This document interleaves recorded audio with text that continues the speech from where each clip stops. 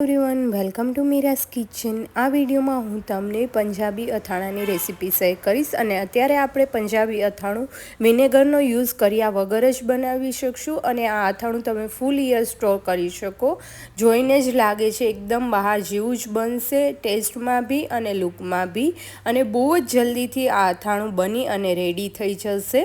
તો ચલો જોઈ લઈએ રેસીપી। તો એના માટે મેં અત્યારે કાચી કેરી લઈ લીધી છે, તીખા મરચાં લઈ લીધા છે, ગાજર લઈ લીધા છે અને લીંબુ લઈ લીધા છે। આ બધી વસ્તુને આપણે પ્રોપરલી પહેલાં તો વોશ કરી અને ક્લીન કરી લેવાની, ડ્રાય કરી લેવાની કમ્પ્લીટ। હવે એક મેંગો લેશું અને એને આપણે કટ કરી લેશું। તમારે જેવડી સાઇઝમાં કટ કરવા હોય એવડી સાઇઝમાં કટ કરી લેવાના। છાલ સાથે જ મેંગો કટ કરેલી છે।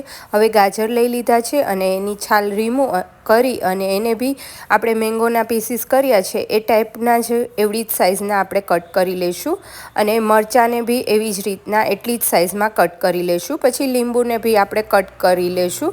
બી તમારે રીમૂવ કરવા હોય તો તમે કરી શકો, જેથી કરીને અથાણામાં વચ્ચે ના આવે લીંબુના બી। પછી એવી જ રીતના મેં આથેલા લીંબુ મારી પાસે હતા તો એ મેં લઈ લીધા છે અને કેળા લઈ લીધા છે। તમે કરંદા બી લઈ શકો।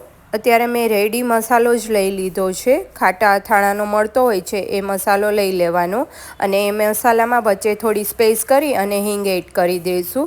પછી એક સાઈડ આપણે તેલ ગરમ કરવા મૂકી દઈશું। તેલ ગરમ થઈ જાય એટલે આપણે જે હિંગ એડ કરી હતી એની ઉપર જ થોડું એવું ગરમ ગરમ તેલ જ એડ કરી દઈશું, જેથી કરીને બહુ ફાઇન સ્મેલ બેસી જાય અથાણાના મસાલામાં। અને ડાયરેક્ટલી હવે એક વાસણથી એને ક્લોઝ કરી દઈશું અને 5-10 મિનિટ માટે રહેવા દઈશું।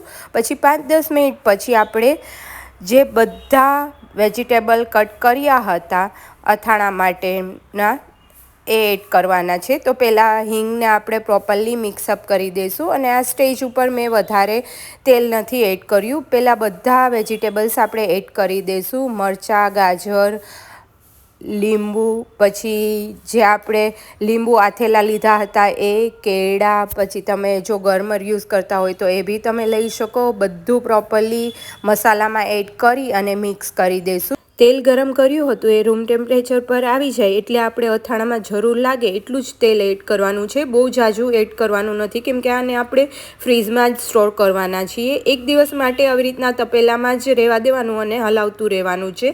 પછી બીજા દિવસે એને એરટાઇટ કન્ટેનરમાં કાચની બરણીમાં ભરી અને ફ્રીઝમાં રાખી દેવાનું। 8 થી 10 દિવસ પછી પ્રોપરલી ગળી જશે અથાણું અને એનો ટેસ્ટ બહુ જ એનહાન્સ થઈ જશે। તો પછી 8-10 દિવસ પછી તમે એને ખાઈ શકો અને બહાર જેવું જ ટેસ્ટ આવશે। તો આપ બી આ રેસીપી ટ્રાય કરજો।